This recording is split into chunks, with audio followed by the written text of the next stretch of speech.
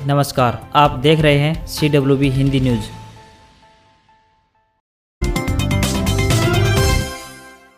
हरियाणा में मौसम की बात करें तो पश्चिमी हवाओं के चलने के कारण मानसूनी हवाओं के आगे बढ़ने के लिए अनुकूल परिस्थितियां नहीं बन पा रही हैं। इसके चलते प्रदेश में गर्मी पूरे उफान पर है। गर्मी के कारण हर कोई बेहाल है। दिन और रात में चलने वाली गर्म हवाओं के कारण जनजीवन पर व्यापक असर देखने को मिल रहा है। प्रदेश के विशेषकर उत्तरी जिलों में यमुनानगर, अंबाला, पंचकुला, कुरुक्षेत्र, करनाल व आसपास के क्षेत्रों में 2 जुलाई की देर रात्रि से 4 जुलाई के बीच कहीं कहीं हल्की बारिश होने की संभावना व्यक्त की गई है। इसके अलावा राज्य के अन्य क्षेत्रों में आंशिक बादल व कुछ स्थानों पर छिटपुट बूंदाबांदी होने की संभावना व्यक्त की गई है, जिसके बाद में दिन के तापमान में हल्की गिरावट के आसार दिखाई दे रहे हैं। गर्मी बढ़ने के साथ ही दक्षिण हरियाणा बिजली वितरण निगम के ट्रांसफार्मर भी हांफने लगे हैं। ग्रामीण एरिया के साथ साथ शहरी क्षेत्रों में भी अघोषित कट लगाए जा रहे हैं। अघोषित कटों ने लोगों की मुश्किल और अधिक बढ़ा दी है। हरियाणा के मुख्यमंत्री मनोहर लाल ने कहा है कि किसान देश का अन्नदाता है और समाज में किसान की महत्वपूर्ण भूमिका है। किसान के प्रति समाज में सम्मान का भाव है और किसान की परिभाषा पवित्र है। लेकिन किसानों के नाम पर धरने पर बैठे हुए लोगों ने किसान शब्द की पवित्रता को भंग करने का काम किया है। मुख्यमंत्री बुधवार को यह पत्रकार वार्ता को संबोधित कर रहे थे। मुख्यमंत्री ने कहा कि किसानों के नाम पर रास्ता रोके बैठे लोगों के कारण आसपास के गाँव व कस्बों के लोगों का कारोबार ठप है। उन्होंने कहा कि आसपास के पंचायतें रास्ता खुलवाने के लिए धरना स्थलों पर जाकर बातचीत कर रही है ताकि रास्ते खुलने से उनके व्यवसाय चल सके। मुख्यमंत्री ने धरने पर बैठे लोगों से रास्ते खोलने की अपील की है। हरियाणा के गृह मंत्री अनिल विज दिल्ली के मुख्यमंत्री अरविंद केजरीवाल पर जमकर बरसे और केजरीवाल द्वारा पंजाब में 300 यूनिट बिजली मुफ्त देने की बात पर अपनी प्रतिक्रिया देते हुए अनिल विज ने कहा कि केजरीवाल को कुछ काम आता नहीं है, उन्हें पंजाब की स्थिति का पता नहीं है, क्योंकि पंजाब में कर्मचारियों को समय पर तनख्वाह नहीं दी जाती। पैसों की कमी के कारण बिजली के ट्रांसफार्मर भी नहीं बदले जाते। अनिल विज ने कहा कि केजरीवाल को सिर्फ वोटों से मतलब है, उसके लिए चाहे देश का नुकसान भी हो जाए। बता दें कि पंजाब विधानसभा के चुनाव आने वाले हैं। इसी को लेकर पंजाब में अपनी पार्टी की जगह तलाश रहे दिल्ली के मुख्यमंत्री अरविंद केजरीवाल ने चंडीगढ़ में एक पत्रकार वार्ता की थी, जिसमें उन्होंने पंजाब में 300 यूनिट बिजली मुफ्त देने की बात कही है। हरियाणा के मुख्यमंत्री मनोहर लाल ने 20 साल से अधिक समय से किराए या फिर लीज पर अथवा लाइसेंस फीस पर चल रही पालिकाओं की दुकानों व मकानों की मालिकियत उन पर काबिज व्यक्तियों को देने की घोषणा के अनुरूप मुख्यमंत्री शहरी निकाय स्वामित्व योजना पोर्टल यानी www.ulv.shops.ulbharyana.gov.in लॉन्च किया है। इस पोर्टल पर पात्र लाभार्थियों से आवेदन आमंत्रित किए जाएंगे और काबिज व्यक्ति को मालिकाना हक के लिए कलेक्टर रेट से भी कम रेट की अदायगी करनी होगी। मुख्यमंत्री ने प्रेस वार्ता को संबोधित करते हुए कहा कि इस पोर्टल पर 1 जुलाई यानी आज से आवेदन आमंत्रित करने की प्रक्रिया शुरू होगी। हरियाणा के बिजली मंत्री रणजीत सिंह ने ऊर्जा बचत को प्रोत्साहन देने हेतु शहरी एवं ग्रामीण क्षेत्रों के घरेलू उपभोक्ताओं के लिए देश में अपनी तरह की पहली डिमांड साइड मैनेजमेंट एसी योजना का शुभारंभ किया। इसके तहत प्रदेश भर में लोगों को 1.05 लाख एसी न्यूनतम खुदरा मूल्य यानी MRP के 59% तक छूट पर उपलब्ध करवाए जाएंगे, जिसके लिए इच्छुक लोगों को 24 अगस्त 2021 तक आवेदन करना होगा। इसके तहत शहरी क्षेत्रों में नया एसी खरीदने पर 2000 तथा पुराना एसी बदलवाने पर 4000 रुपए की सब्सिडी दी जाएगी। इसी प्रकार ग्रामीण क्षेत्रों में भी नया एसी खरीदने पर 4000 तथा पुराना एसी बदलवाने पर 8000 रुपए की सब्सिडी दी जाएगी। बिजली मंत्री ने कहा कि बिजली निगम ने डेक्कन, ब्लू स्टार तथा वोल्टाज सहित 3 नामी कंपनियों के साथ समझौता किया है, जो कि लोगों की मांग पर 1.5 टन क्षमता का बिजली खर्च की बचत करने वाला स्प्लिट एसी कम मूल्य पर उपलब्ध करवाए जाएंगे। इसके तहत घरेलू उपभोक्ता अपने पुराने एसी को भी बदलवा सकेंगे। इस प्रकार जहां उक्त कंपनियां नए एसी खरीदने और पुराने एसी बदलवाने पर उपभोक्ता को MRP पर छूट देंगी, वहीं हरियाणा सरकार द्वारा इन पर सब्सिडी दी जाएगी। इस योजना का लाभ लेने के लिए इच्छुक व्यक्ति बिजली विभाग की वेबसाइट पर जाकर आवेदन कर सकते हैं। इनके साथ ही कंप्रेसर के 10 वर्ष तक तथा अन्य सभी उपकरणों पर 1 साल तक की वारंटी मिलेगी। इस योजना के तहत उपभोक्ता के घरों में निःशुल्क एसी फिट करने की पूरी जिम्मेदारी अधिकृत डीलर की ही होगी।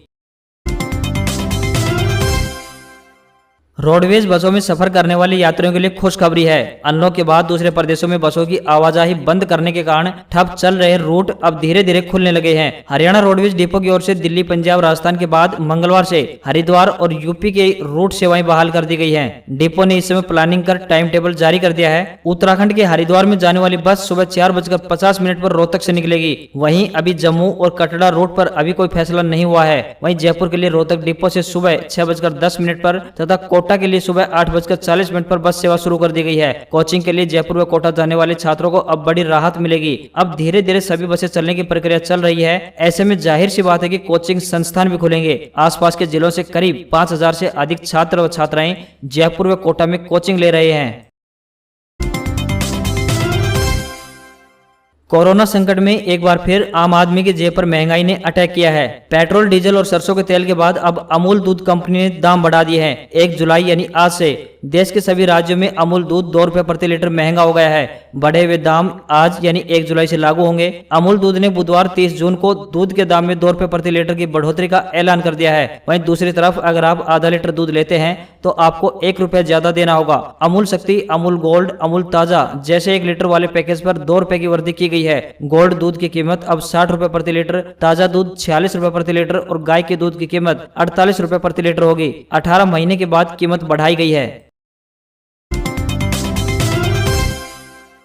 दिव्यांगजनों की सुविधा के लिए जिला प्रशासन झज्जर की ओर से अब कृत्रिम अंग की मांग अनुरूप सीएससी सेंटर में रजिस्ट्रेशन के उपरांत कृत्रिम अंग प्रदान करने की योजना है। जिला प्रौद्योगिकी अधिकारी अमित बंसल ने बताया कि कृत्रिम अंग लेने वाले दिव्यांग जिनकी वार्षिक आय 1,80,000 रुपए या उससे कम है वह निःशुल्क कृत्रिम अंग पाने के लिए अपने नजदीकी सीएससी सेंटर पर जाकर आवेदन कर सकते हैं। इसके बाद जब भी सरकार द्वारा कृत्रिम अंग वितरित करने के लिए बजट अलॉट किया जाएगा तब दिव्यांगों को अंग वितरित किए जाएंगे। उन्होंने बताया कि रजिस्ट्रेशन करवाने के लिए दिव्यांग के पास सरकार द्वारा जारी 40% या उससे अधिक का दिव्यांगता प्रमाण पत्र होना आवश्यक है। यह योजना मुख्य रूप से ग्रामीण क्षेत्रों में रहने वाले लोगों के लिए जारी की गई है। पिछले 6.5 सालों से निरंतर हरियाणा में पेपरलेस, फेसलेस और पारदर्शी शासन सुनिश्चित करते हुए हरियाणा के मुख्यमंत्री मनोहर लाल ने बुधवार को एक बार फिर ई गवर्नेंस से एम गवर्नेंस की दिशा में बढ़ते हुए जन सहायक आपका सहायक मोबाइल ऐप लॉन्च किया। इस ऐप के माध्यम से गवर्नमेंट टू सिटीजन यानी G2C और बिजनेस टू सिटीजन यानी B2C सेवाओं की कहीं भी, कभी भी और किसी को भी डिलीवरी सुनिश्चित होगी। सरकार इस ऐप के माध्यम से मोबाइल गवर्नेंस को सही अर्थों में लागू करने जा रही है। उन्होंने कहा कि इस मोबाइल एप्लीकेशन के माध्यम से कोई भी व्यक्ति विभिन्न सेवाओं जैसे कि नौकरियों, निविदाओं व आगामी कार्यक्रमों की जानकारी, बिलों का भुगतान, प्रेस विज्ञप्तियां, कैलेंडर, हरियाणा दूरभाष निर्देशिका जैसी सेवाओं का लाभ उठा सकते हैं। मुख्यमंत्री ने कहा कि जन सहायक आपका सहायक ऐप एक सिंगल डिजिटल प्लेटफॉर्म है जिसमें विभिन्न सरकारी सेवाओं, आपातकालीन हेल्पलाइन और अन्य सूचनाओं के बारे में आवश्यक जानकारी उपलब्ध होगी। उन्होंने कहा कि इस ऐप के माध्यम से नागरिक आपातकालीन कॉल 112, पुलिस के लिए 100, एम्बुलेंस के लिए 108, फायर ब्रिगेड के लिए 101, स्वास्थ्य के लिए 104, महिला हेल्पलाइन 1091, बाल हेल्पलाइन नंबर 1098, कोविड-19 हेल्पलाइन नंबर 1075 जैसी सभी आपातकालीन सेवाओं डायरेक्ट डायलिंग का लाभ उठा सकते हैं। इसके अलावा अन्य गवर्नमेंट टू सिटीजन सेवाएं यानी G2C जैसे सरल सेवाएं, विभागवार सेवाएं, प्रयोक्तावार सेवाएं, जन शिकायतें एवं RTI के भी इस मोबाइल प्लेटफॉर्म पर उपलब्ध करवाया गया है। उन्होंने कहा कि निविदाएं, बिल भुगतान, यात्रा, नौकरियां, खेल, आधारभूत संरचना और कौशल विकास समेत अन्य सेवाओं की जानकारी भी इस एप्लीकेशन के जरिए आसानी से प्राप्त की जा सकती है।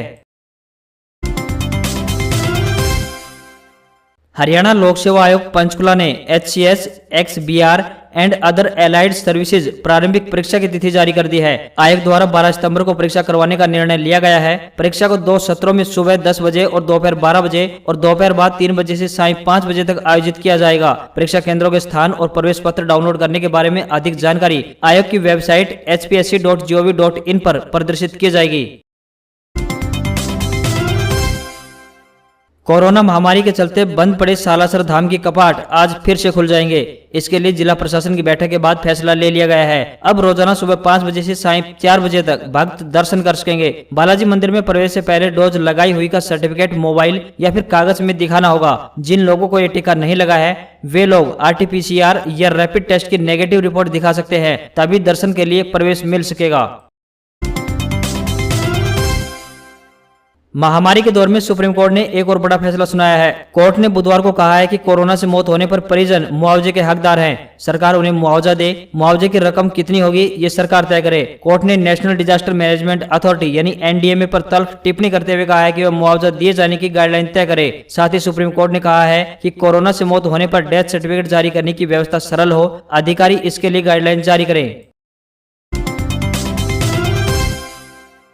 पंजाब कांग्रेस में जारी अंतर्कलह के बीच नवजोत सिंह सिद्धू ने बुधवार को दिल्ली में पहले प्रियंका गांधी और फिर राहुल गांधी से मुलाकात की। 2 दिन से दिल्ली में डेरा डाले नवजोत सिंह सिद्धू की मुलाकात मंगलवार को नहीं हो पाई थी। मीडिया में दिन भर अटकलों के बाद शाम को राहुल गांधी ने स्पष्ट किया कि आज सिद्धू से मीटिंग का शेड्यूल तय नहीं था। आपको बता दें कि सिद्धू सोशल मीडिया के जरिए सीएम कैप्टन अमरिंदर सिंह पर लगातार निशाना साध रहे हैं। उधर मीडिया रिपोर्ट्स के मुताबिक कांग्रेस में नवजोत सिंह सिद्धू को बड़ी जिम्मेदारी दी जा सकती है। प्रियंका गांधी के साथ बातचीत के बाद नवजोत सिंह सिद्धू इस पर राजी हो गए हैं। कांग्रेस जल्द इसका ऐलान कर सकती है।